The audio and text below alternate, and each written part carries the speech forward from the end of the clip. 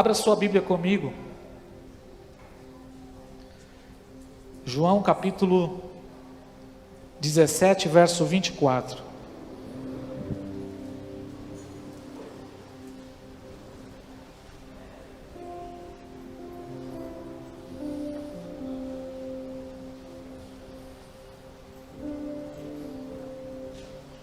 João 17, 24. Nós vamos dar continuidade à palavra da semana passada. Semana passada nós falamos aqui, estávamos falando sobre verdades que nós precisamos saber sobre a presença de Deus. Eu falei que iria falar 7 verdades e eu consegui falar só 3 mais ou menos ainda. Então vamos tentar hoje completar 4, né? É isso aí. Então nós vamos continuar falando sobre esse tema, mas eu quero introduzir aqui com esse texto de João 17, 24. Quem está aqui? Coração conectado agora com a palavra, amém? Em nome de Jesus, aperta o cinto e vamos lá. João 17, 24 diz assim: Pai, o meu desejo é que aqueles que me deste estejam comigo onde eu estiver, para que vejam a minha glória, a qual me destes, pois me amastes antes da fundação do mundo. Glória a Deus pela sua palavra, irmãos. Glória a Deus pela sua palavra. Aqui está um recorte da oração de Jesus. É Jesus que está orando aqui. É um trecho da oração de Jesus antes do Getsêmani. E o que Jesus está pedindo aqui é algo muito forte. Jesus está pedindo para o Pai: Pai, eu quero que aqueles que tu me destes, todos os escolhidos, todos os que serão escolhidos, todos, de todas as gerações, as ovelhas que o Senhor me deu. Quantas são ovelhas de Deus aqui? Quem é ovelha de Deus aqui? Quem pode levantar a mão e falar: eu sou escolhido? Irmãos, não foi nós que escolhemos o Senhor. Foi Ele que nos escolheu, Ele que nos chamou, foi Ele que nos encontrou. Nós éramos ovelhas perdidas e Ele foi lá e nos abraçou, nos encontrou. E Ele diz aqui: eu quero que aqueles que tu me deste, a palavra diz aqui, eu quero que eles tenham comunhão comigo. Eu quero que eles tenham comunhão comigo, eu quero que eles estejam perto. E a oração de Jesus não é só sobre comunhão. Ele diz: eu quero que eles recebam e eles vejam a mesma glória que tu me destes antes da fundação do mundo. Irmãos, Jesus está pedindo algo poderoso para o Pai aqui. Jesus está pedindo para o Pai que o Pai partilhe com as suas ovelhas a glória. O que é glória? Nós cantamos tanto sobre a glória. O que é a glória? Do que estamos falando? Do que a Bíblia fala sobre glória? Glória é a somatória de todos os atributos de Deus. Glória é a somatória de tudo aquilo que Deus é, de todos os seus atributos, de todos os aspectos de Deus. Isso é a glória. Quando nós olhamos para a Bíblia, por exemplo, nós vamos ver Moisés. Moisés, ele foi alguém que teve uma experiência com a glória de Deus. A primeira experiência que Moisés teve com a glória foi em Êxodo 3, quando lá no Sinai, no Monte Horebe, numa sarça começou a pegar fogo, e aquela sarça não se consumia. Isso chamou a atenção de Moisés, e a Bíblia diz que Moisés se aproximou. E quando Moisés se aproximou, o anjo do Senhor, o Senhor falou com Moisés. Foi a primeira vez que ele ouviu ali, e ele teve uma experiência com a presença, com a voz de Deus. Irmãos, diversas vezes no nosso dia, na nossa vida, sarças, Deus ele acende sarças na nossa rotina, porque Moisés estava trabalhando. Moisés estava cuidando das ovelhas do seu sogro. E Deus ali chamou a atenção de Moisés. E o texto de Êxodo capítulo 3 vai dizer que quando Moisés viu aquilo, ele se aproximou. Aí que está a diferença, irmão. Se Deus te chamar a tua atenção com algo, se aproxime. Às vezes é uma palavra na rede social, às vezes é um trecho, às vezes é um momento, às vezes é um louvor, às vezes é algo, Deus está te chamando, um sentimento, algo está ardendo para você. Fecha a porta do seu quarto, vai orar, é Deus acendendo uma sarça. Mas sabe o que nós fazemos muitas vezes? Nós deixamos. É tempo de se aproximar, é tempo de ficar atento às sarças de Deus. Moisés, ele esteve ali diante da glória de Deus, e Deus se manifestou a ele através daquela sarça, e Deus falou com ele. Mas não parou por aí. A segunda experiência poderosa que Moisés teve com a glória de Deus, com a presença de Deus, foi em Êxodo 19 e Êxodo 20, já lá no Sinai, 3 meses depois que o povo saiu do Egito. Nós vamos ver no texto de Êxodo 19, verso 9, que o Senhor, ele desceu sobre o Sinai, uma nuvem espessa. A Bíblia diz que uma nuvem da glória de Deus desceu, e o povo ouvia. Êxodo 19, 9 diz: então o Senhor disse a Moisés: virei a ti aonde? Em uma nuvem espessa, para que o povo ouça quando eu falar, e sempre creiam em ti, porque Moisés havia anunciado as palavras do Senhor. Glória a Deus. Moisés teve uma experiência poderosa, e Deus aqui mandou o povo se purificar, marcar limites, e o povo não poderia passar aqueles limites. Irmãos, Êxodo 19 vai falar que depois de 3 dias, no verso 16 vai falar que depois de 3 dias que o povo se purificou, desceu sobre o Sinai relâmpagos, trovões, desceu sobre o Sinai ali uma nuvem espessa, havia um som de trombeta naquele lugar. Olha que tremendo, olha que experiência poderosa, um som de trombeta muito forte. Verso 18, Êxodo 19, todo o monte Sinai fumegava. Estamos falando da manifestação da presença de Deus, da glória de Deus sobre aquele lugar. E a fumaça subia como uma fornalha, e todo o monte tremia, enquanto o som da trombeta aumentava cada vez mais. E a Bíblia diz que Moisés falava e Deus lhe respondia. Aleluia. Deus chamou Moisés para dentro da nuvem. Olha a experiência que Moisés teve. A primeira experiência foi em Êxodo 3, a sarça, a voz. Já aqui em Êxodo 19, Deus chama Moisés para dentro da nuvem, para dentro da presença da glória. O monte todo, imagine uma montanha, uma península fumegando, relâmpagos, um som de trombeta naquele lugar. Sabe o que é isso? É o trono de Deus que desceu para a terra, irmãos. Essa experiência que Moisés teve, e o povo viu aquilo ali.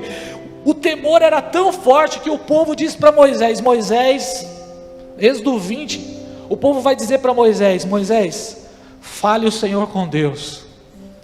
Fale o Senhor com Deus. Era uma glória tão grande, era uma manifestação do poder de Deus sobre o monte Sinai. Êxodo 20, 18 diz que todo o povo presenciava. Irmãos, eu não estou falando aqui de uma manifestação apenas subjetiva, espiritual. Estou falando de algo visível, estou falando de algo real. A Bíblia diz que todo o povo presenciava os trovões, os relâmpagos, o som da trombeta e o monte fumegando. E o povo ficou de longe tremendo, e disseram a Moisés: fala tu conosco e ouviremos, mas não fale Deus, porque senão nós morreremos. Olha o nível de experiência da glória, da presença que o povo de Israel e Moisés teve com Deus. Se você olhar Apocalipse 4, verso 2, vai falar que quando João, ele sobe até, espiritualmente, ali numa visão até os céus, ele também viu ali nos céus, alguém assentado num trono nos céus, e ele viu ali, alguém com uma aparência de pedra de jaspe, e ao redor do trono havia um arco-íris, semelhante à esmeralda, e ao redor do trono havia 24 anciãos, e no verso 5, Apocalipse 4, 5 diz que do trono saíam relâmpagos, vozes e trovões. O que Moisés viu no Antigo Testamento, o que aconteceu em Êxodo 18 e 19, foi que o trono, a sala do trono de Deus desceu para a terra, em uma montanha chamada Monte Sinai. Olha a experiência que Moisés teve. E se não bastasse isso, irmãos, Êxodo 24 vai falar também que Moisés, junto com os 70 anciãos e Arão, e Abinadab e qual é o nome do outro? Arão, Nadab e Abiú, e os 70 anciãos, Êxodo 24:1. Eles também tiveram uma experiência ali. Deus chamou eles para uma audiência, e aqueles 70 anciãos, mais os sacerdotes, eles também se aproximaram daquele lugar da glória de Deus. E no verso 7 vai dizer que eles viram ali o chão do Sinai como o chão de ouro, ou seja, o céu desceu para a terra. E naquele momento eles puderam ter um aspecto da glória de Deus, mas Deus disse: vem Moisés para cá. E eles tiveram que ficar ali, e só Moisés entrou na nuvem, e ele ficou ali por alguns dias, desfrutando da glória e da presença de Deus. E se não bastasse isso, irmãos, Moisés, em Êxodo 33, Moisés faz uma oração ousada, diante de tudo que ele já viveu, na sua trajetória de experiência da glória de Deus. Em Êxodo 33, ele faz uma oração, no verso 18, ele ora a Deus e diz assim: rogo-te que mostre-me a tua glória. Espera aí, nós estamos falando de um homem que Êxodo 3 ouviu a voz de Deus. Nós estamos falando de um homem que Êxodo 19 e 20 entrou na nuvem da glória de Deus. Ele entrou na sala do trono, lá no Monte Sinai. E que agora aqui em Êxodo 33 ele está orando e pedindo para Deus: mostra-me a tua glória. E o Senhor respondeu para ele, Êxodo 33:19: farei passar toda a minha bondade diante de ti, e proclamarei o meu nome. Deus revelou o seu próprio nome, quem ele é, para Moisés. É Deus pregando para Moisés, é Deus pregando sobre Deus para Moisés. E ali ele teve uma experiência poderosa com a presença de Deus. Ele viu Deus passando entre a fenda da rocha. E Êxodo 34:5, olha o que Deus fez com Moisés. Êxodo 34:5, depois que ele orou pedindo: Senhor, eu quero a sua glória, eu quero ver a sua glória. Êxodo 34:5, o Senhor desceu numa nuvem e pondo-se junto a ele. Irmãos, eu estou falando de um homem carnal como eu e você, que pediu a glória de Deus, e Deus ouviu a sua oração. E o texto diz que Deus se colocou do lado dele. E o texto aqui diz que proclamou o Senhor, Deus, o Senhor proclamou o seu nome a Moisés. E aqui nós vemos os aspectos da glória de Deus. O que é a glória de Deus? Moisés pediu a glória de Deus.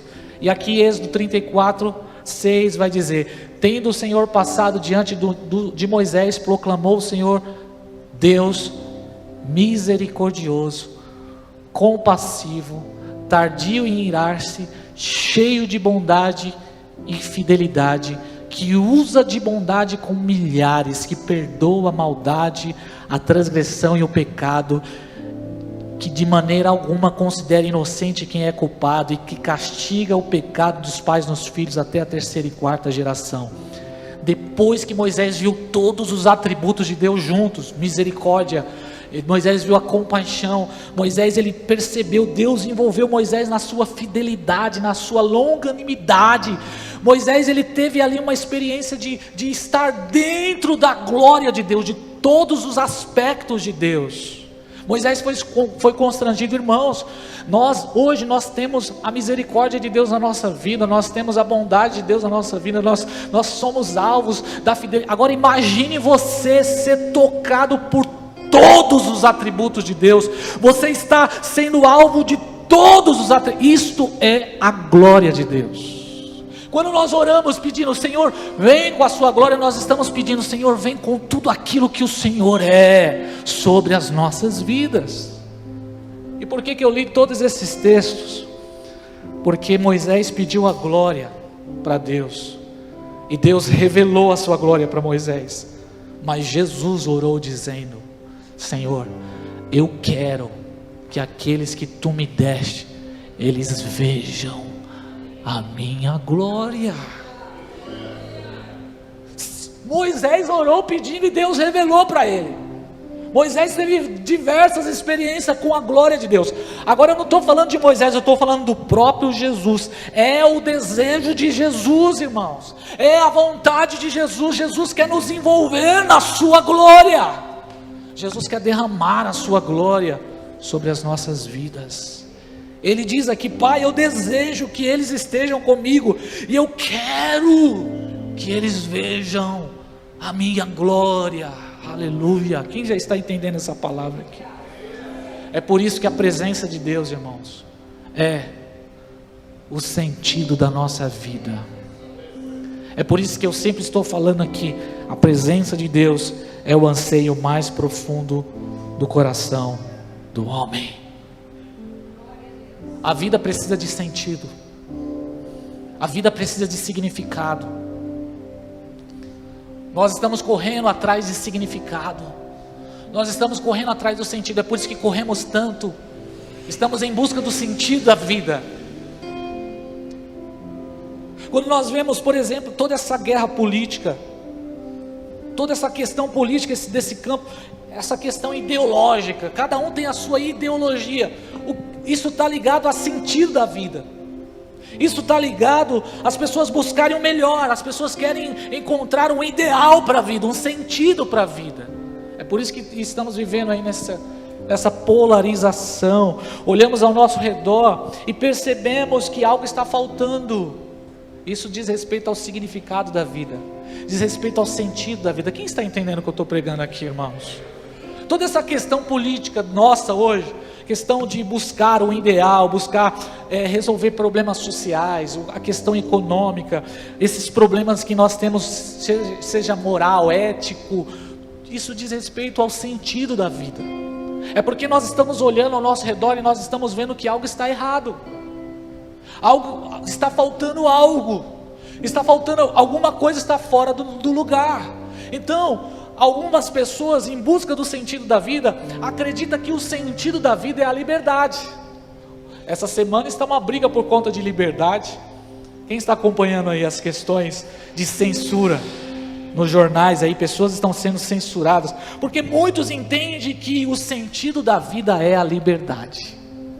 Para que haja significado na vida, nós precisamos de liberdade. Outros acreditam que o sentido para a vida é a igualdade, é justiça.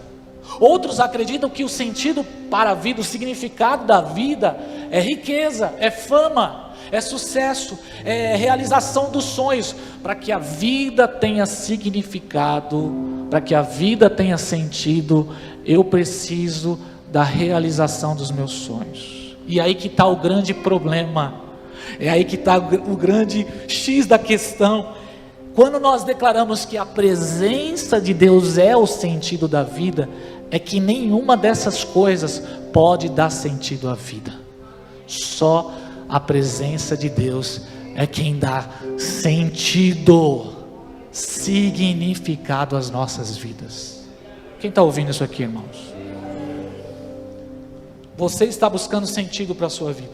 É por isso que você acorda cedo, é por isso que você luta, é por isso que você corre. Você está buscando significado para a sua vida, você está buscando um sentido, por que você vive, e a razão da vida. Nós fomos criados para a presença de Deus. É por isso que sem a presença de Deus não há sentido para a vida. Mas não é só isso. A presença de Deus também é o anseio mais profundo do coração do homem. Sentido fala de externo, anseio fala de algo interno. É a presença de Deus que traz satisfação, plenitude. É a presença de Deus que completa a nossa vida. É por isso que Eclesiastes 3:11 vai dizer que Deus plantou dentro de nós a eternidade. Então, a presença de Deus é o sentido da vida, e a presença de Deus é o anseio mais profundo do coração do homem. Sem você saber disso, talvez você nem sabe disso, mas o seu coração, a sua alma clama pela presença de Deus. Talvez você está aqui hoje, pastor, eu não entendo nada disso que você está falando. O que eu estou dizendo para você é que Deus criou você com um vazio. Deus colocou dentro de você um buraco tão grande, uma lacuna tão enorme, tão profunda, que nada, irmão, temporal, nada que seja passageiro, nada que seja terreno, material, vai preencher a sua vida. Pode correr, pode ir atrás, pode comprar, pode descomprar, pode viajar, pode ter, pode ir, pode ficar. Sai de relacionamento, entra em outro relacionamento, compra uma coisa, troca equipamento, muda a parede de casa, troca a geladeira, e nada preenche. Por quê? Porque a presença de Deus é o anseio mais profundo do coração do homem. Aleluia, louvado seja Deus. Você clama pela presença, você precisa da presença. Está aqui um casal que acabou de casar, aqui na frente, ó. Estão tão felizes os dois, mas o casamento não pode preencher. Seu companheiro não vai te preencher, nem a sua companheira vai te preencher. Tem gente que está desesperado, quando eu casar eu vou ser feliz. Não vai ser feliz. Você precisa da presença para ser feliz. Entendeu? Quem compreendeu isso? Tô sozinho. Tá bom, você vai ficar com alguém, daqui a pouco você vai falar assim, ai meu Deus, por que eu arrumei esse problema para mim? É isso que Paulo fala, quem está solteiro, fique solteiro, quem está casado, fique casado. Pega essa daí, sem desespero. Você entra no relacionamento aí, a bobona, desculpa que eu vou falar aqui, a trouxa, entra no relacionamento e já se entrega, já se abre toda, já entrega a sua intimidade, achando que vai preencher. Aí sabe o que acontece? Passou aquela noite, vem o outro dia, a outra semana, está vazio, deprimido, triste, um peso sobre você, porque você achou que o sexo ia preencher a sua vida. Você foi criado para a presença de Deus. É por isso que nós precisamos da presença de Deus. Então eu vou falar aqui sobre 7 verdades que todos nós precisamos saber sobre a presença de Deus. Amém? Isso aqui só foi uma introdução. Agora eu vou começar a pregação. Primeira verdade que precisamos saber sobre a presença de Deus, que nós falamos a semana passada, é que a presença de Deus é transcendente e é imanente.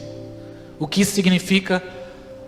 Josué 2:11 diz que Deus está acima no céu, mas Deus também está na terra. O que significa que Deus está além da criação. Deus é santo, Deus habita no alto e sublime lugar. Isaías 57, verso 15. Ninguém pode chegar na posição de Deus. Ele está elevado, além da criação. Mas Deus, Ele não está longe. Ele é Deus de perto. Coloca para mim Jeremias 23, 23. Olha o que a Bíblia diz, Jeremias 23, 23.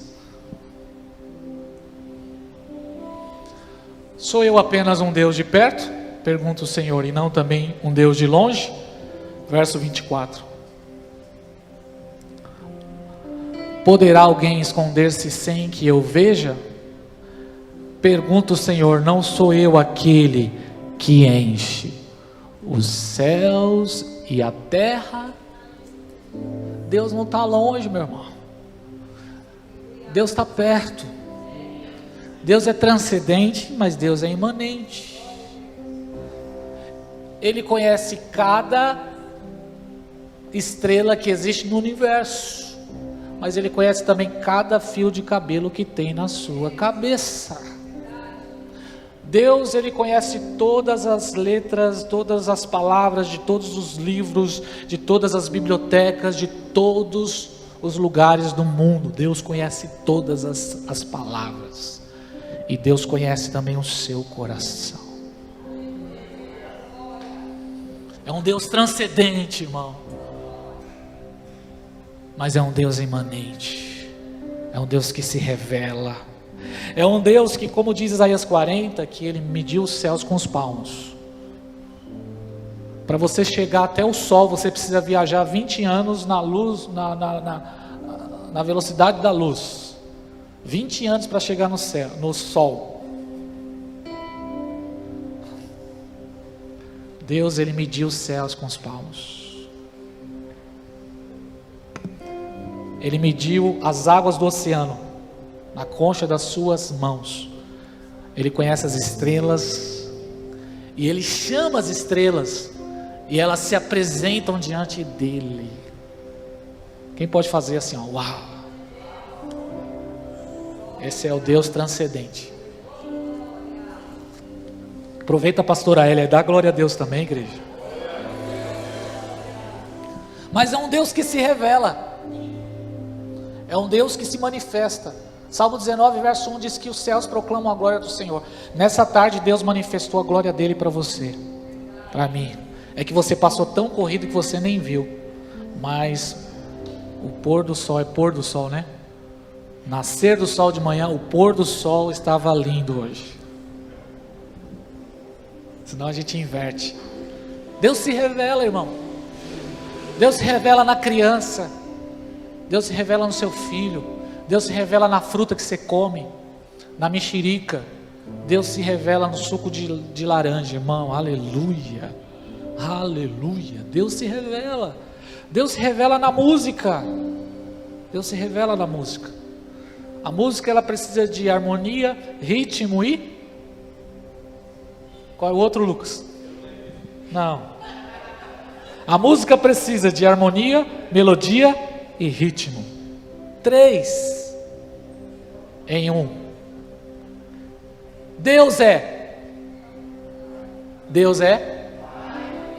Filho e Espírito Santo. Deus se revela na música, é a digital de Deus, é Ele que criou. Deus se revela no espaço. O espaço precisa de altura, largura e profundidade.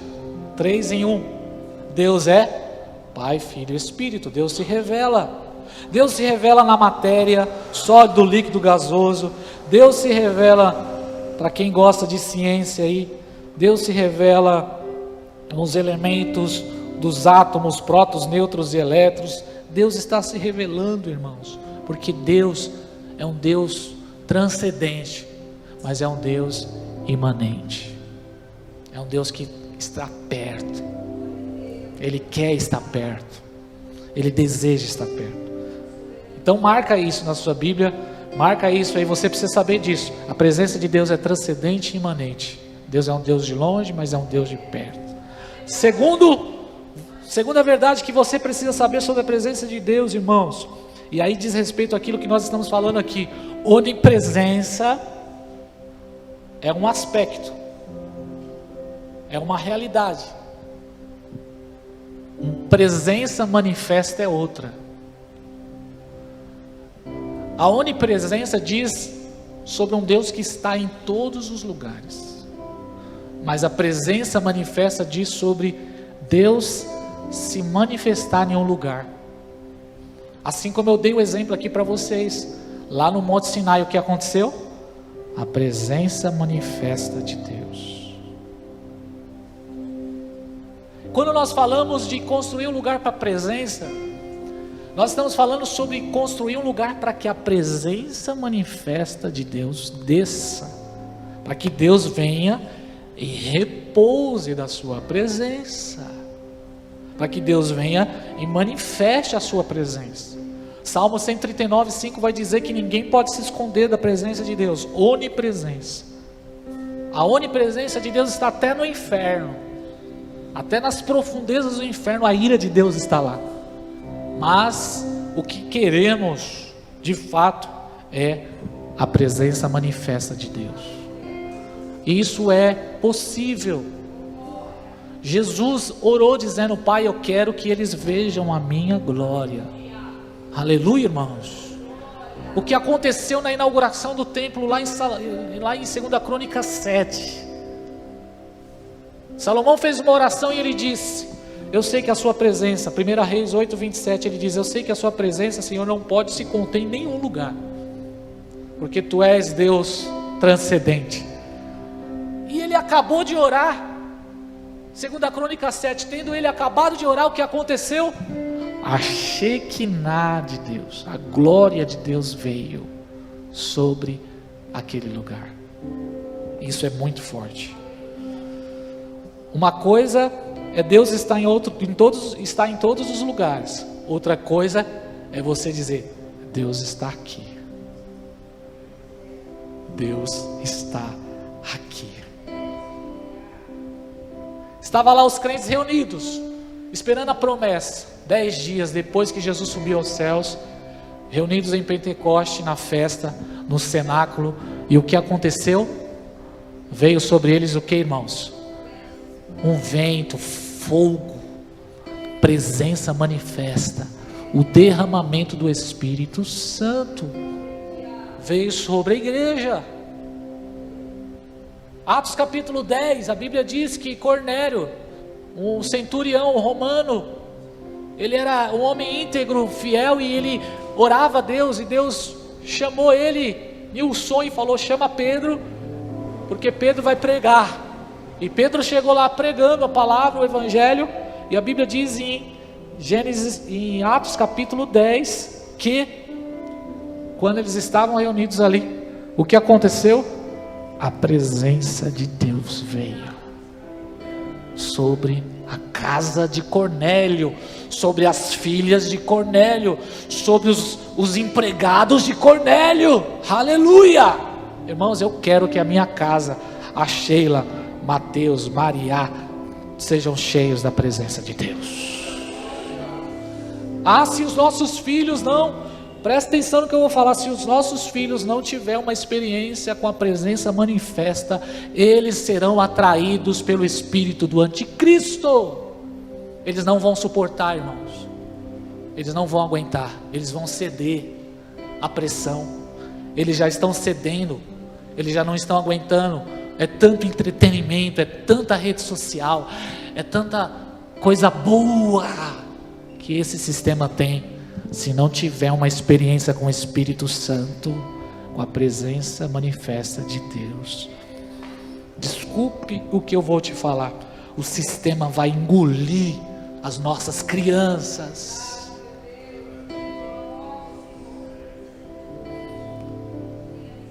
Eles vão ser roubados, vão ser levados, atraídos.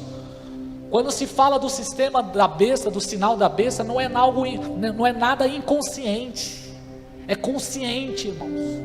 As pessoas vão aceitar o sinal da besta conscientemente daquilo que eles estão fazendo. Eles têm convicção. Não é algo enganoso, não é algo tipo assim, você foi enganado. Não tem engano, é algo que você vai receber porque você tem consciência, porque você não aguentou. Mas a Bíblia diz também que existe o selo sobre os escolhidos de Deus. E o que é o selo dos escolhidos de Deus? É o Espírito Santo em nossas vidas, é a presença manifesta de Deus. Aleluia! Quem está ouvindo essa palavra aqui, irmãos? É disso que nós estamos falando, irmãos. Ore todos os dias: Senhor, venha sobre os meus filhos, enche os meus filhos com a sua presença, batiza os meus filhos com o Espírito Santo, e uma imersão no Espírito Santo, irmãos. Aleluia, aleluia, é disso que estamos falando. Então entenda bem, existe a onipresença de Deus, existe a presença manifesta de Deus. Apocalipse 3:20 fala sobre uma igreja que não tinha presença. Jesus estava onde?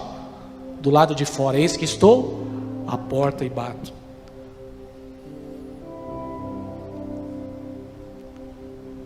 Eu fui em Israel.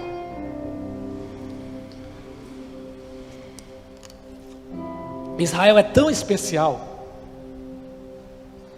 que quando você chega lá não tem como, irmãos. 2 Crônicas 7:16 diz que o Senhor escolheu aquele lugar e o Senhor colocou o nome dele naquela cidade. Então não tem como. É um lugar onde já presenciou, já vivenciou o manifestar da presença de Deus. A mesma experiência que nós tivemos quando estávamos subindo o Monte Sinai. Não tem como. O céu desceu sobre aquele lugar. O trono de Deus desceu sobre aquele lugar. E até hoje, quem está entrando ali, quem tem a experiência de visitar ali, é tocado pela presença de Deus. Não tem como, irmãos. Quando existe um lugar que existe constante oração, você percebe uma atmosfera diferente. Sim ou não? Você já deve ter assistido o filme Quarto de Guerra. Quem lembra da cena no final, quando aquele pastor, ele entra no quarto, e ele sai do quarto, e ele entra no quarto, enquanto que a esposa dele estava conversando com a vendedora ali, ele diz: alguém orava neste lugar. É disso que estamos falando, irmãos. É a atmosfera de Deus sendo tomada sobre. Tem lugar que você entra, tem casa que você entra, que você percebe. Quantas vezes eu entrei em ambientes pesados, ambientes onde você percebia uma nuvem negra, onde você via uma atmosfera, onde você via uma perturbação. Não tem como, aquele que é espiritual, ele percebe. Quantas crianças que entram, eu lembro de uma fase da Maria. A Maria foi em um lugar com a gente, quando ela era bem pequena. Irmãos, ela se deu a chorar, mas se deu a chorar, e a gente desesperado e não tinha o que fazer, e todo mundo dá peito para ela, tira peito dela, dá mamadeira, ela está... Irmãos, as crianças têm uma sensibilidade, sabia disso? Criança tem sensibilidade. Tem lugar que é tão pesado, irmão, que você entra. Eu já tive experiência de entrar em lugar para orar, as luzes queimar. Eu já tive experiência com os irmãos de entrar em alguns lugares e começar a ter curto-circuito. Quem lembra? Quem estava comigo numa experiência dessa aqui? Pastor André está aí? Lembra, pastor? Lugares que você entrava, você vê o peso. Irmãos, Guaianazes é o que, irmãos? É leve ou pesado? É pesado. A Baltazar Barroso é o que, irmãos? É pesado, irmãos. Olha o clima da rua. Olha onde nós estamos. É disso que eu estou falando. Estou falando de ambientes onde a presença manifesta de Deus está. Eu já falei para os irmãos aqui da casa que eu fui orar, manifestou na mulher, manifestou no namorado, foi uns 5 ou 6 que manifestou. E por último, quando eu estava indo embora, eu estava saindo dando tchau, manifestou no pitbull também. Até o cachorro manifestou. Se não tivesse amarrado, eu não estaria aqui hoje com esse microfone na mão. O que eu estou falando, irmãos, o que eu estou dizendo é que, se nós entendermos o poder da glória de Deus, a Shekinah de Deus, sendo derramada sobre um lugar, e não só internamente em cada pessoa, mas eu estou falando sobre regiões. Estou falando de lugares onde o diabo não vai conseguir tocar. Isso já aconteceu na história. Quando você estuda livros de avivamento, isso já aconteceu em países. Uma rua chamada Rua Azusa, lá nos Estados Unidos, onde nasceu o movimento pentecostal que se espalhou por todo o mundo. Ali naquela rua, os jornais da época dizem que tinha uma nuvem que cobria o lugar, e as pessoas na rua, as pessoas passavam na rua, já caía. Eu já entrei em lugares, irmãos, onde eu vi todas as pessoas caídas no chão. Sábado agora nós estávamos em uma conferência, uma escola profética, e o líder ali chamou, no final da reunião, as pessoas com mais de 50 anos de idade. Tinha umas 40 ou 50 pessoas com mais de 50 anos, umas senhorinhas ali estavam, e ele chamou, e ele disse: eu quero orar por vocês, porque vocês acham que a história de vocês com Deus já acabou, mas eu quero orar para que vocês sejam tocados por Deus. Sabe o que aconteceu? O Vinícius está aqui comigo, ele pode confirmar isso. Quando ele começou a orar, todos ali foram tomados pela presença de Deus. Uma senhorinha, a senhora de cabelo branco, estava lá se derramando, irmão, sendo batizada pelo Espírito Santo, recebendo um avivamento. Aleluia, irmão. É que nós precisamos entender, é que nós precisamos compreender o peso dessa palavra, a importância daquilo que estamos ensinando aqui, e é isso que eu quero para as nossas vidas. É isso que eu desejo para nós. Quando eu converso com o pastor Plínio e o pastor Vitor, os olhos se enchem de lágrimas, não tem como, porque eles já vivenciaram. E quem já viu, irmão, é como diz a canção, quem já entrou no Santo dos Santos, quem já experimentou, eu estou falando daqueles que já experimentaram da glória de Deus, aqueles que já vivenciaram, não sabe viver em nenhum outro lugar. Essa é a presença manifesta de Deus. Amém? Quantos querem isso na sua vida? Terceira verdade que nós precisamos saber sobre a presença de Deus é que a história da Bíblia é a história da presença de Deus. A Bíblia começa falando sobre a presença e a Bíblia termina falando sobre a presença manifesta de Deus. Gênesis 3:8, o que aconteceu em Gênesis, o jardim, o que acontecia na viração do dia, quem lembra, irmãos? Declare para mim o que acontecia na viração do dia no jardim. Deus descia, a presença manifesta, descia, o próprio Jesus andava, a Bíblia diz que ele andava no jardim. Aleluia. E os primeiros capítulos da Bíblia falam sobre o jardim, e o jardim foi criado para isso. É um ambiente, o alvo de Deus criar a terra, o alvo de Deus criar o universo foi para criar a terra, o alvo de Deus criar a terra foi para criar o Éden, o alvo de Deus para criar o Éden foi criar o jardim, e o alvo de Deus em criar o jardim era para que Adão e Eva, para que a sua criação se relacionasse com a sua presença. Aleluia. Deus andava, irmãos, andava no jardim, e essa expressão andar é a mesma expressão que se você vai ver nas escrituras, quando fala sobre a arca andava de lugar em lugar, é a mesma expressão. Quando a nuvem se movia, a presença manifesta de Deus se movia, é a mesma expressão de caminhar, de andar, é disso que estamos falando. A Bíblia diz em Gênesis 5:24 que Enoque andou com Deus. E quando a Bíblia diz andou, é que andou de fato com Deus. Eu imagino, pastor Rogério, a descendência de Enoque. Eu imagino os netos, os filhos de Enoque, quando olhava Enoque andando com um anjo do lado dele, o anjo do Senhor do lado, e talvez o bisneto de Enoque olhava para o seu pai e dizia: pai, quem é aquele ser que está do lado do vovô Enoque? Enoque andava com Deus, andava com Deus. Quem crê na Bíblia aqui, irmãos? Não estou sentindo o cheiro de incredulidade aqui não, né? Enoque andou com Deus. Gênesis 6:8, Noé, porém, Deus encontrou graça, e a Bíblia diz que ele era tão justo e íntegro, e ele andava com Deus. Gênesis 17:1, o Senhor falou para Abraão: ande na minha presença. Abraão tinha 90 anos de idade. Ande na minha presença. Ande na minha presença. A Bíblia é a história da presença de Deus. Já preguei várias vezes sobre isso aqui. Você já está careca de saber. Em Gênesis, um jardim. Em Êxodo, o tabernáculo, no período dos reis, o templo, é a história da presença. E como a Bíblia termina? Apocalipse capítulo 21, verso 1, 2 e 3. Então vi um novo céu e uma nova terra, pois o primeiro céu e a primeira terra se passaram, e o mar já não existe. Vi a cidade santa, a nova Jerusalém, que descia do céu da parte de Deus.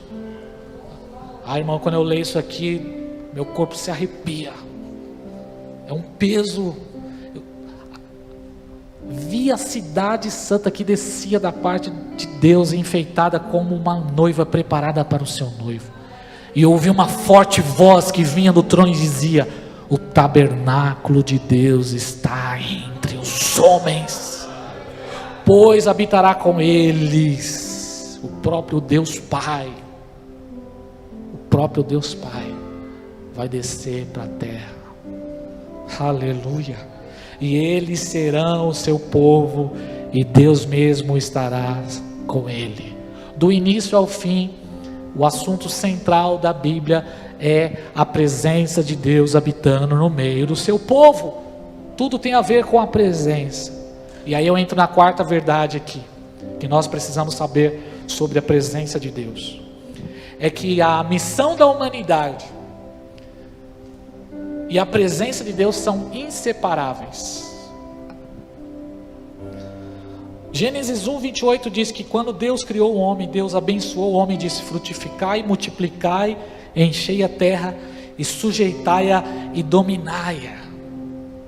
Deus criou o homem para se relacionar, para estar na sua presença, para ser semelhante a Ele, imagem e semelhança. Mas Deus também criou o homem com uma missão. Deus criou o homem para fazer algo, para dominar a terra.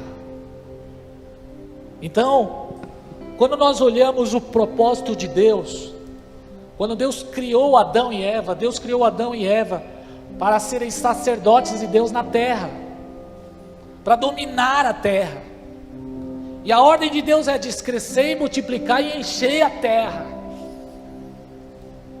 Aqui na teologia eles chamam de mandato cultural, mandato social e espiritual. Deus entregou uma missão para Adão e Eva. Era para que através daquele lugar do Éden, o Éden seria a matriz e a glória de Deus ali envolvido naquele lugar, e toda a terra seria dominada pela presença de Deus. É por isso que a Bíblia diz que do Éden saía 4 rios: norte, leste, norte, sul, leste, oeste. Os 4 cantos da terra seriam dominados, irmãos. Adão era um sacerdote, e a expansão e o domínio da presença de Deus era para toda a terra. Existe um texto na Bíblia que se repete diversas vezes. Eu vou ler alguns deles. Números 14, 21. Mas tão certo como vive o Senhor, que com a glória do Senhor encherá toda a terra. Salmo 72, 19. Bendito seja sempre o nome glorioso do Senhor, e toda a terra encha-se da sua glória. Isaías 11, 9.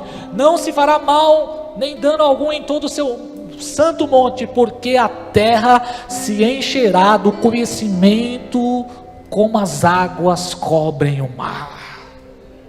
Abacuque 2,14. Pois assim como as águas cobrem o mar, a terra se encherá do conhecimento da glória do Senhor. Isaías 6,3. Os anjos estavam nos céus e eles declaravam uns aos outros: Santo, Santo, Santo é o Senhor dos exércitos, e toda a terra está cheia da sua glória. Esse é o plano de Deus. Só que entrou o pecado. E aqui entra a nossa quinta verdade que precisamos saber. É que o pecado, ele vem para minar a presença de Deus. Deus criou a terra e Deus tem domínio sobre a terra, amém? Porque Ele é Criador. Segundo, Ele criou o homem e entregou para o homem a chave: dominai a terra. Só que o que aconteceu? O homem pecou, e quando o homem pecou, ele deu a chave da terra, ele deu legalidade para que Satanás dominasse. E foi o que aconteceu a partir do pecado. Quantos estão ainda ouvindo a palavra aqui? Amém? Está comigo aqui, gente? O pecado elimina a presença de Deus. Qual era o plano? Qual é o plano? A glória de Deus enchendo a terra. E vem ali a serpente, ó. Satanás. Somebody love. Palavras no ouvido da Eva. Adão. Não sei o que aconteceu, não sei o que ele tomou naquele dia. Não sei se ele tomou chá, não sei do que lá. E vacilou.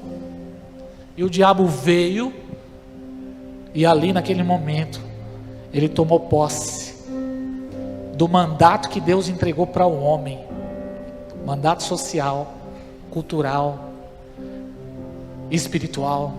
Foi entregue para Satanás. É por isso que a Bíblia diz que o príncipe deste mundo, Satanás passou a ser príncipe do mundo. É por isso que quando Jó, a Bíblia diz que os filhos de Deus se apresentaram no segundo céu, nas regiões celestiais, se apresentaram ali numa reunião com o Deus Pai, e ali a Bíblia diz em Jó capítulo 1, que o Senhor fez uma pergunta, porque Satanás também se apresentou, e de onde vens? Ele: de passear sobre a terra. Satanás, ele tomou posse, irmãos, daquilo que era a nossa missão, sermos instrumentos da glória de Deus. E hoje as esferas da sociedade estão sob o domínio de Satanás. Entre essas esferas está a política. A política é uma esfera da sociedade onde Satanás está dominando. As mídias, a arte, a economia, são esferas da sociedade que Satanás ele domina. Família, é por isso que vem todo esse marxismo cultural. É uma ação do diabo. Para quê? Porque o diabo ele quer dominar a cultura. Ele dominando a cultura, ele domina as pessoas. Por isso que nós precisamos levar a sério a questão do pecado, irmãos. O pecado expulsou o homem do jardim, o lugar da presença. Gênesis 3:24 diz que Deus expulsou Adão do jardim e colocou uma espada ali flamejante que guardava o jardim. Pecado e presença não convivem. Vou repetir essa frase: pecado e presença não convivem. Caim foi expulso da presença de Deus. A Bíblia diz em Gênesis 4:16 que ele foi expulso. Então Caim saiu da presença e foi habitar na terra de Nod. Aqui temos uma ideia de que Caim, mesmo vivendo ali fora do jardim, ele estava próximo do jardim, em algum lugar ali próximo do jardim. Não poderia ter acesso ao jardim, mas estava próximo. E ele fez uma oferta a Deus junto com Abel. Deus recebeu a oferta de Abel, mas não recebeu a oferta de Caim. O que Caim fez? Caim foi e ele matou o seu irmão. E por conta disso, ele se tornou fugitivo.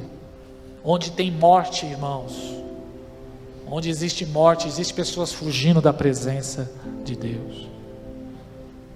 Essa questão do aborto aí é muito sério. As pessoas estão brincando.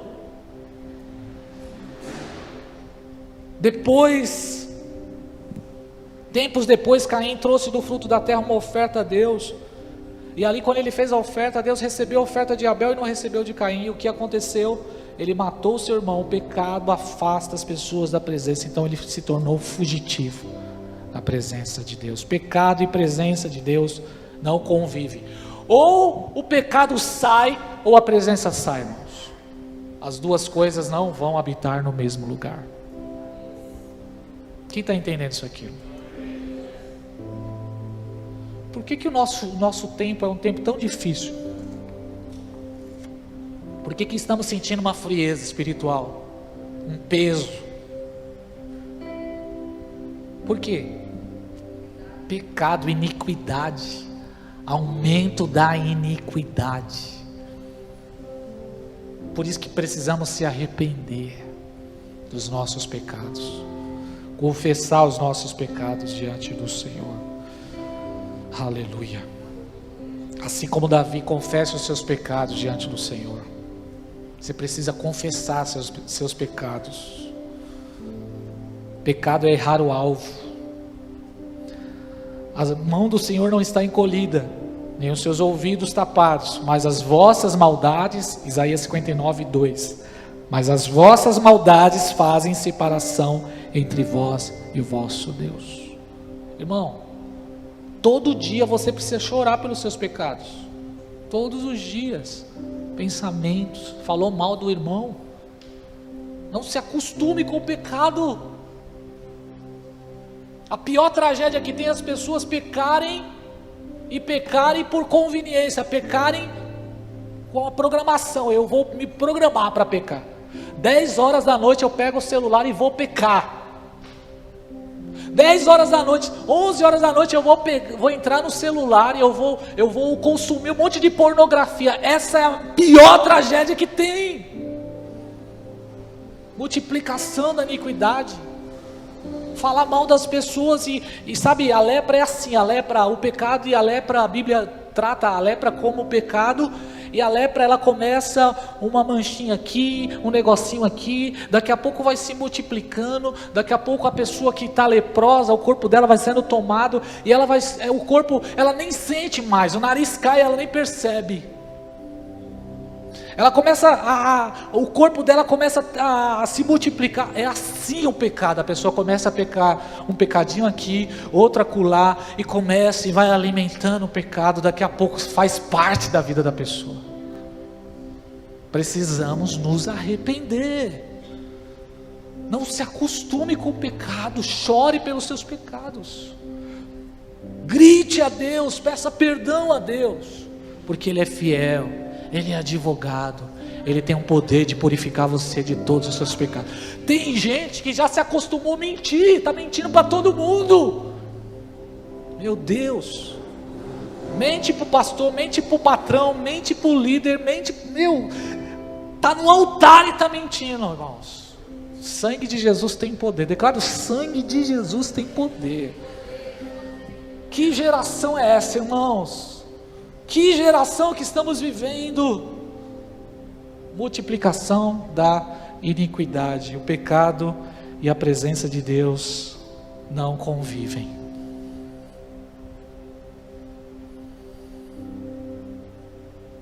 Joel 2 vai falar sobre o derramamento do Espírito. No verso 28. E depois derramarei o meu Espírito. Mas depois do quê? Depois de chorar, de se lamentar, de se converter dos seus maus caminhos. 2 Crônicas 7,14. E se o meu povo que se chama pelo meu nome se humilhar e orar e buscar a minha face e se converter dos seus maus caminhos, então eu ouvirei dos céus, perdoarei os seus pecados e sararei a sua terra.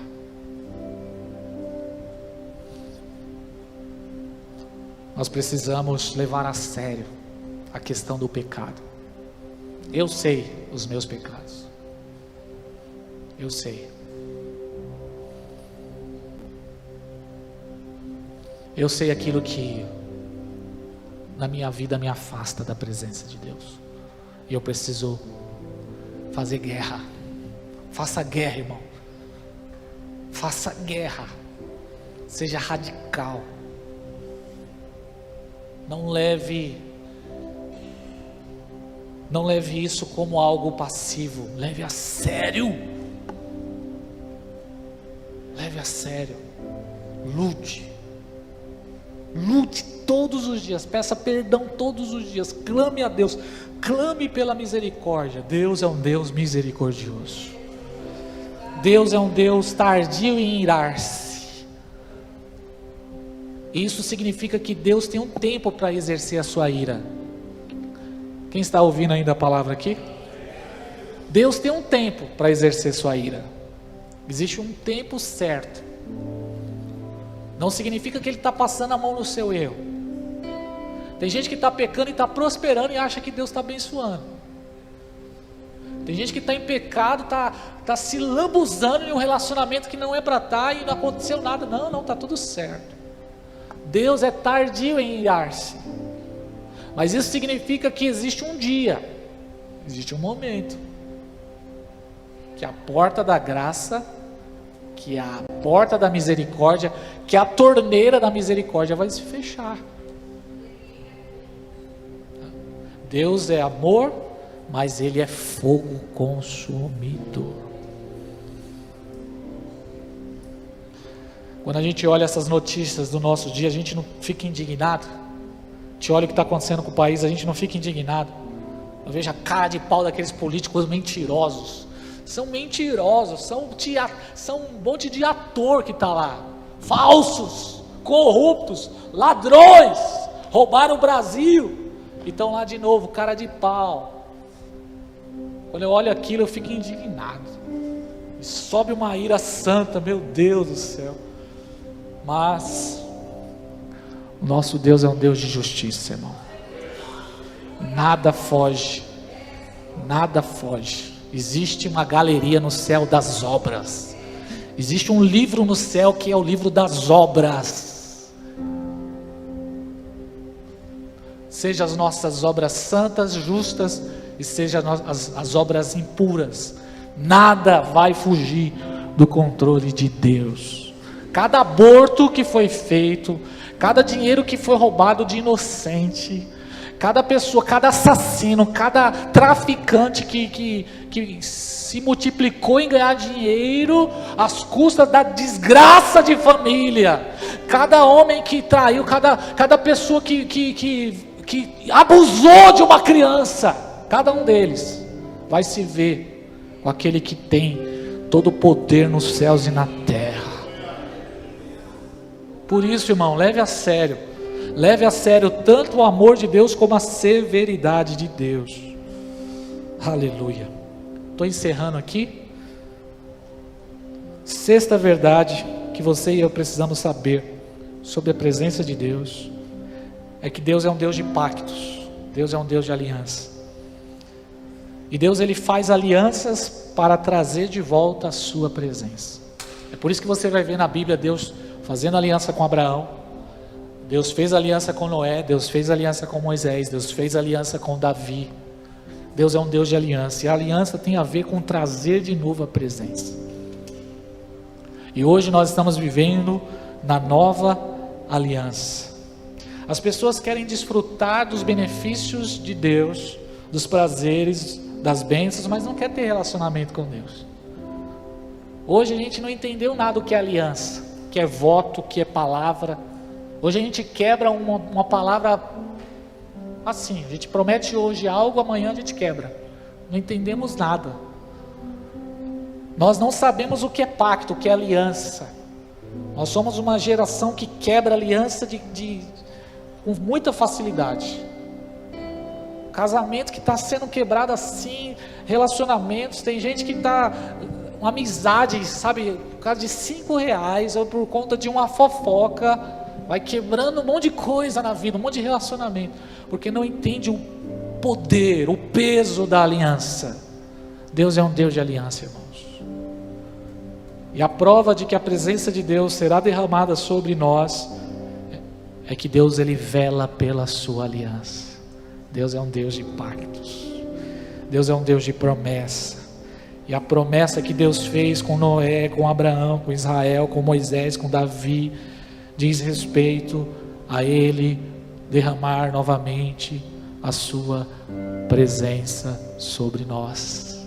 É por isso que Ele nos ensinou e Ele disse para a igreja: vocês precisam cear, e quando vocês partilharem o pão, e quando vocês comerem do pão e do sangue, vocês estão anunciando a minha aliança. Tem muita gente que não tem da presença de Deus, que nem a Santa Ceia está levando a sério. Nem a ceia do Senhor. A ceia do Senhor, ó, é só um suquinho que o pessoal dá lá na igreja, e é um suco bem ralinho ainda. Entra no culto, entendeu nada. Nós precisamos levar a sério a aliança. Deus é um Deus de aliança. Se você quebrou alguma aliança com alguém, irmão, e você é culpado por essa quebra de aliança, repare isso, peça perdão, reveja, porque Deus leva a sério as alianças. Deus leva tanto a sério as alianças, que hoje um dos grandes problemas da igreja do Brasil é quebra de aliança. E se a igreja do Brasil não entender, não reparar as alianças, a presença de Deus não virá. Por que você acha que eu estou assim com o pastor Plínio e com o pastor Vitor, irmão? Pastor Vitor e pastor Plínio são os filhos na fé dos meus avós. São aqueles que Deus confiou a continuidade da igreja pela qual Deus chamou os meus avós para pastorear. E sabe o que Deus ministrou no meu coração? Que é a presença? Quer a presença sobre a igreja, sobre o tabernáculo, sobre a sua família? Quer que o avivamento venha? Vai lá e honre a vida dos generais da fé, dos homens de Deus, cabelinho branco. Honre teu pai e tua mãe, honre teu pastor, honre teu líder, honre a Deus, honre a aliança. A aliança, ela é importantíssima para a presença de Deus. E último lugar, faz assim, ó, ufa, faz assim, ufa. A sétima verdade que precisamos saber é que a expressão máxima da presença de Deus, do desejo de Deus, da vontade de Deus de se manifestar entre os homens é a encarnação do Filho de Deus. Jesus, Emanuel, Deus conosco, está expressando o desejo de Deus. Eu quero estar no meio do meu povo. Jesus, o Filho de Deus, deixou a sua glória, renunciou à majestade, ao esplendor, renunciou ao mais alto trono, o mais alto lugar, e a Bíblia diz que ele se esvaziou e assumiu a forma de homem e se humilhou, se sujeitou. O Filho de Deus foi um bebezinho e se sujeitou a estar no colo de uma menina de 17 anos, Maria. Parou para pensar? Ele se sujeitou a ser cuidado por uma menina, ele se sujeitou a nascer em uma estrebaria, em um curral. Nós só lembramos disso no Natal, mas a manifestação de Jesus, a revelação de Jesus como o Filho de Deus, o Verbo que se fez carne, é a expressão máxima do desejo de Deus de se relacionar conosco. O próprio Deus se fez homem. O próprio Deus se fez homem. Aleluia.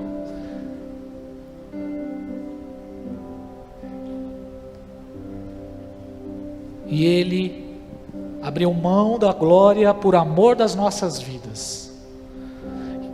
E se não bastasse isso, irmãos, Ele não só nasceu, mas Ele veio para morrer. Morrer pelos nossos pecados.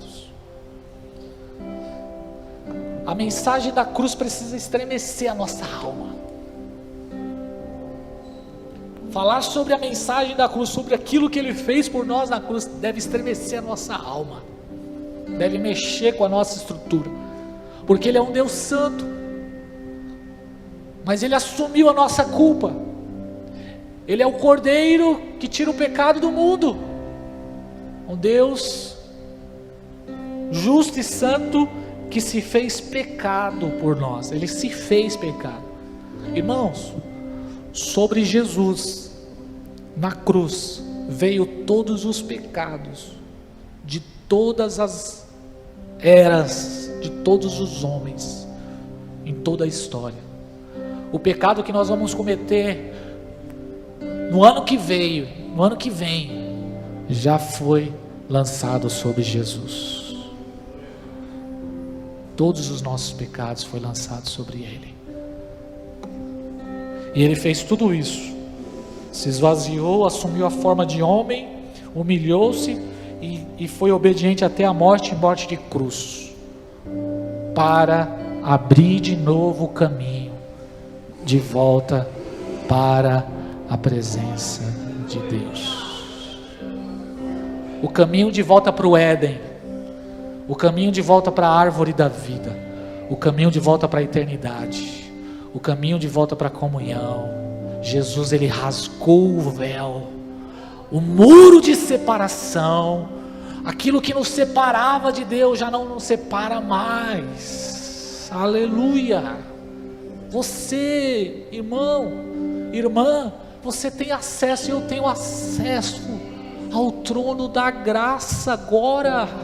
Nesse exato momento nós temos acesso à presença de Deus, a glória de Deus. Ele quer revelar a nós, mas eu preciso ter essa consciência, eu preciso ter essa revelação, eu preciso ter esse entendimento, eu preciso levar a sério o sacrifício de Jesus na cruz, levar a sério aquilo que ele fez. O preço foi muito alto para você viver essa vida longe de Deus. O preço foi muito alto para eu levar de qualquer jeito, para eu abusar da graça, para eu viver para mim mesmo. Não, ele entregou a sua vida por mim.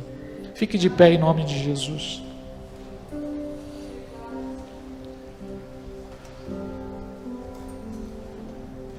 Talvez você ouviu essa palavra aqui hoje e você falou: eu já sei de tudo isso, já ouvi isso outras vezes.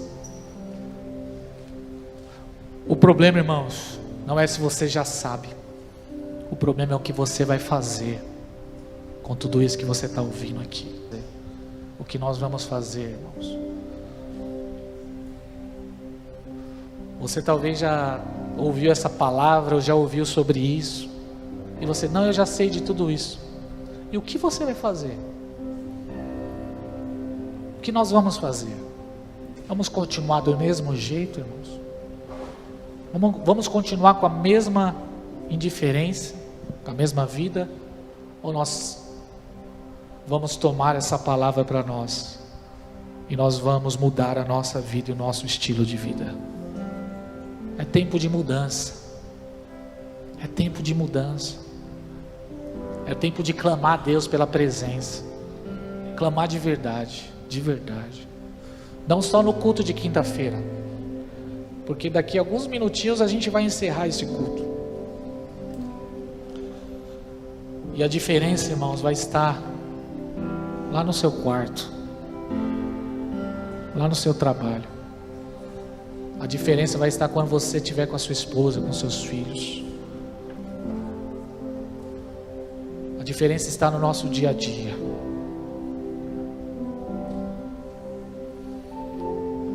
Nós precisamos levar a sério. Nós precisamos reconhecer que nós necessitamos da presença de Deus na nossa vida. Vamos orar? Feche seus olhos. Espírito Santo.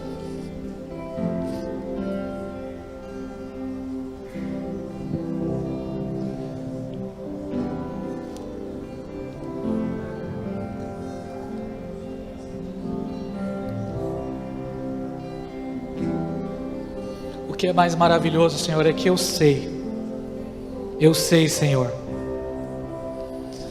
que o melhor ainda está por vir. O Senhor morreu, ressuscitou, subiu aos céus, e o Senhor declarou na sua palavra que o Senhor há de voltar.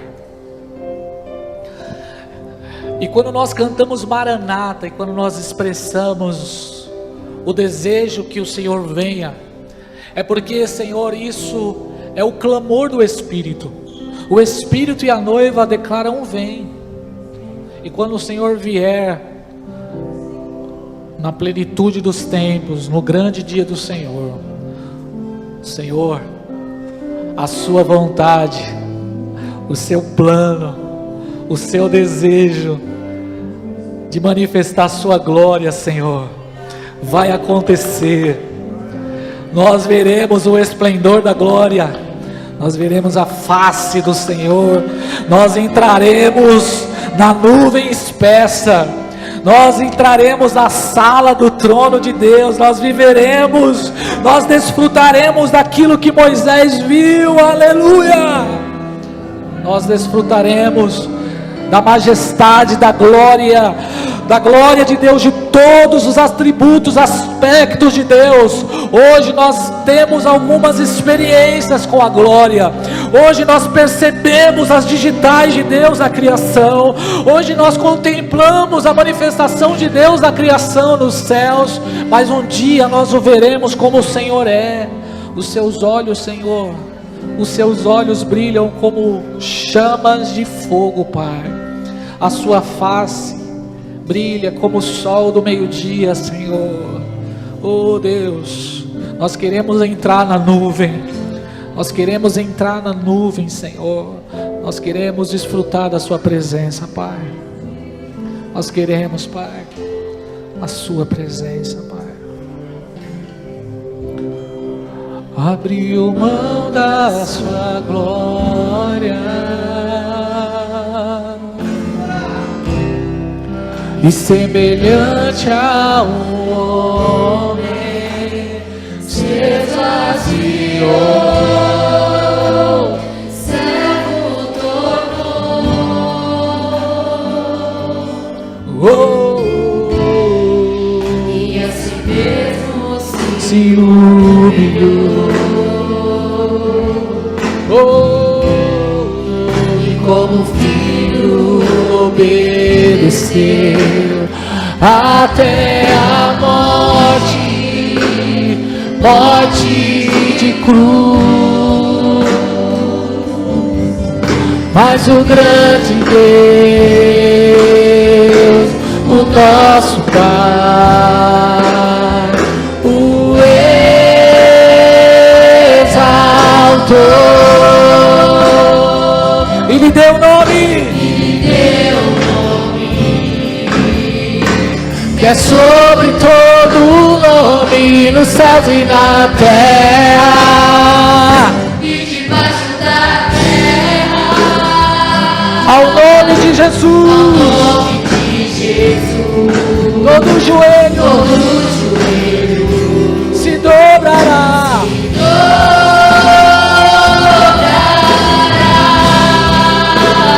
e toda língua confessará que Ele é o Senhor.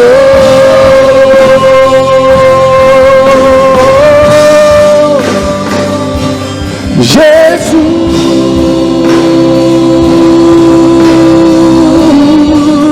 nome sobre todo nome, nome sobre todo nome. Jesus, Jesus, oh, nome sobre todo nome, nome sobre todo nome. Para encerrar esse culto, declare: seu nome é maravilhoso, conselheiro, Deus forte, Pai da eternidade, príncipe da paz. Seu nome é maravilhoso, conselheiro, Deus forte, Pai da eternidade, príncipe. Só igreja, seu nome é maravilhoso, conselheiro, Deus forte, Pai da eternidade, príncipe da paz. Seu nome é maravilhoso, conselheiro, Deus forte, Pai da eternidade, príncipe da paz. Seu nome é maravilhoso, conselheiro, Deus forte, Pai da eternidade, seu nome é maravilhoso, conselheiro, Deus forte, Pai da eternidade, Príncipe da paz.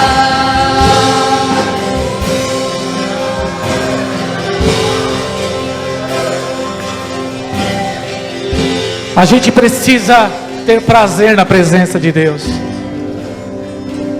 e ter experiências com Deus maravilhoso, com Deus de paz, com aquele que é conselheiro.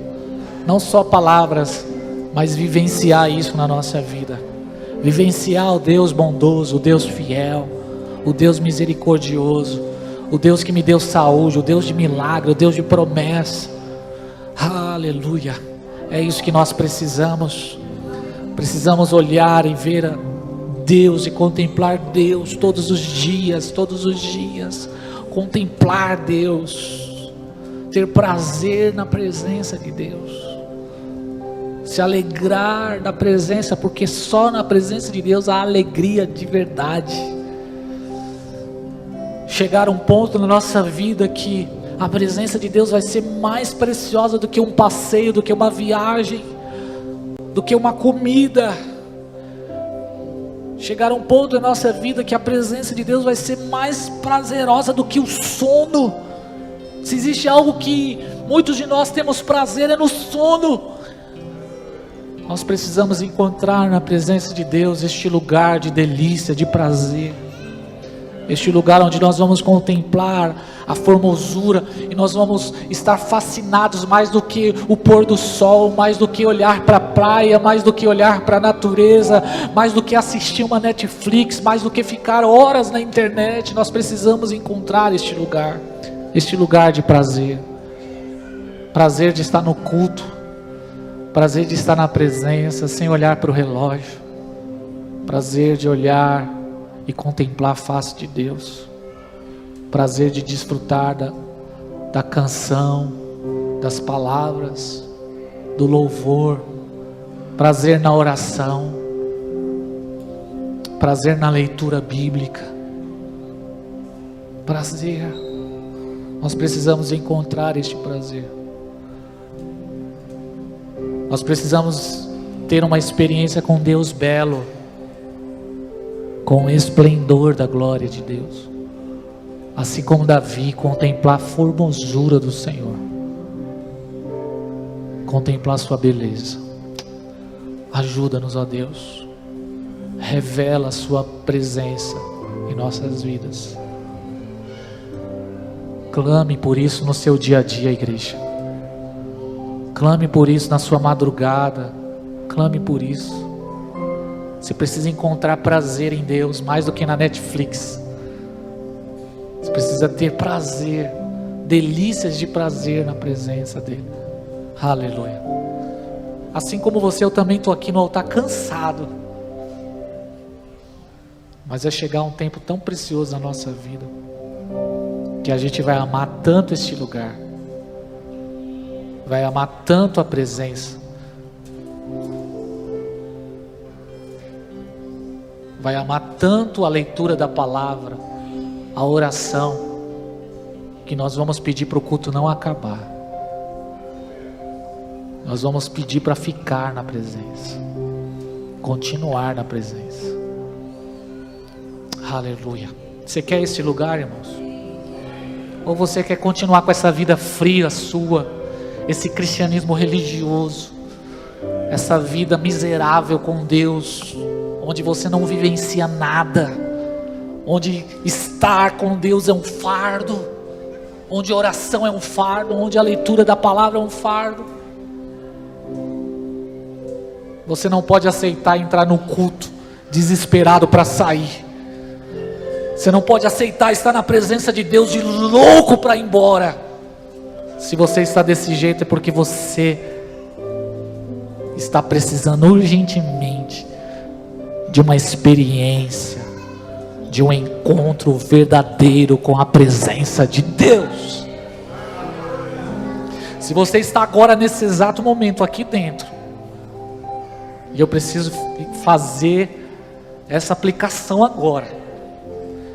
Se você está aqui agora e você não vê a hora de ir embora, não vê a hora da bênção apostólica, é porque você não teve o seu encontro com Deus.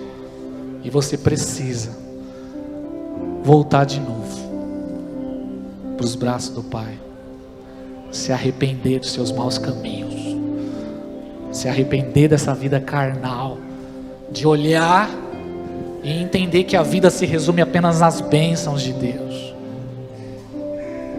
Nós precisamos ter prazer na presença de Deus.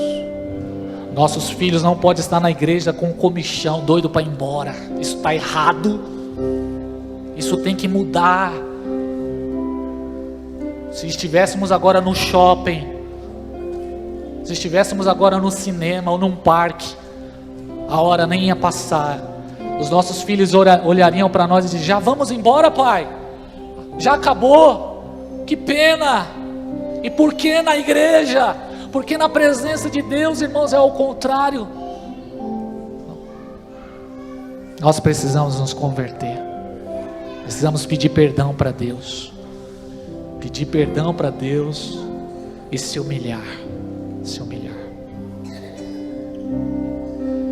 Agora na Indonésia,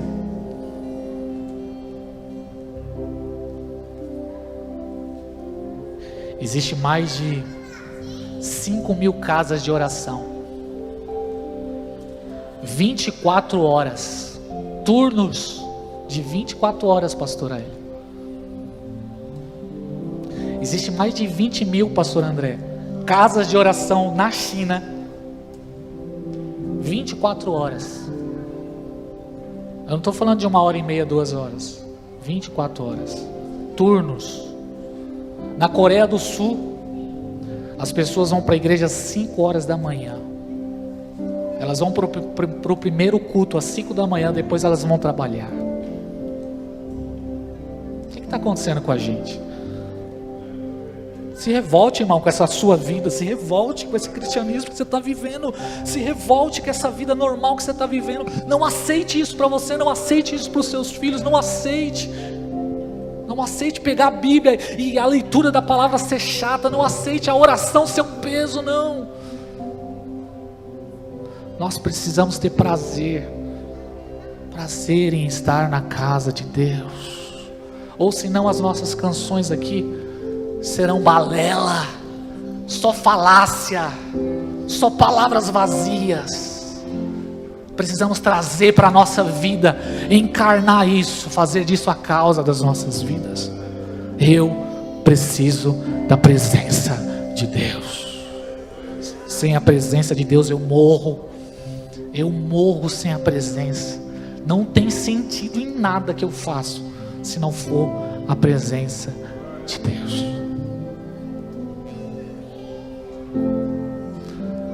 Oh, aleluia. Glória a Deus. Levanta sua mão para o céu. Você recebe essa palavra que eu declarei agora como voz do Espírito Santo, como voz profética para a sua vida. Aqui no altar, irmãos, eu não posso ter papa na língua. Aqui no altar eu preciso ser voz profética. E isso não é pessoal. Não tem a ver com algo pessoal ou uma indireta. É Deus falando com a igreja. É Deus ministrando aos nossos corações nessa hora. Ou nós nos arrependemos de verdade, ou nós mudamos a nossa vida, ou nós mudamos de verdade. Sejamos crentes, sejamos fervorosos, sejamos amantes da presença, sejamos amantes da palavra, sejamos crentes de oração, não crentes Nutella, não crente mimimi, não crente do século 21, crente de verdade, crente que ama a igreja, que ama a presença, que ama a palavra. Aleluia, aleluia, glória a Deus. Eu sinto o peso da glória de Deus aqui. Eu sinto o peso da glória de Deus aqui, irmão. Eu sinto o peso da glória de Deus. Eu sinto um peso da glória de Deus sobre esse ambiente aqui. Eu queria que os seus olhos espirituais ficassem abertos, para você perceber quão maravilhoso é o lugar da presença de Deus. Santo, santo, santo é o teu nome, Jesus. Vem com o peso da sua glória, Senhor. Vem com o peso da sua glória, Senhor, sobre nós. Repreensão para a igreja aqui. Ontem eu e você, era meia-noite, nós estávamos assistindo um jogo de futebol, fervorosos. Estávamos de frente da televisão e gritávamos. Estávamos lá com o nosso coração torcendo para o nosso time. E era meia-noite e você estava acordado.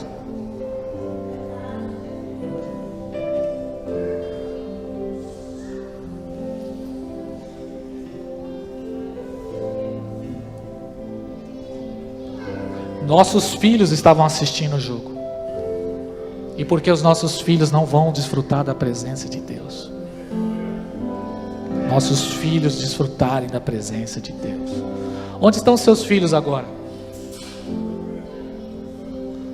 Será que seu filho ficou em casa agora num celular?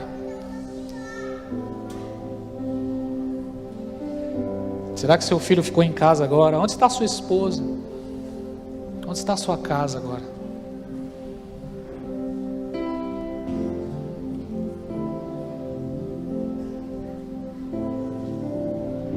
Nós precisamos acordar.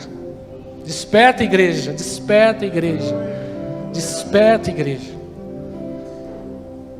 A gente está igual aquele filme, Não Olhe para Cima. Sabe aquele filme do meteoro? O meteoro está sendo lançado para a terra e a gente não olha para cima. Os sinais estão aí, a gente está, não olha para cima, continue. Nós precisamos acordar. Precisamos despertar. Precisamos levar a sério nossa vida com Deus. Receba essa palavra profética em nome de Jesus. Assim diz o Senhor para a igreja nesta noite. Que a graça do nosso Senhor e Salvador Jesus Cristo, que o amor de Deus e que a comunhão do Espírito Santo esteja sobre nós hoje para sempre. Aquele que crê, diga: Deus te abençoe em nome de Jesus. Vai para sua casa abençoado, debaixo da graça, do amor e da misericórdia de Deus.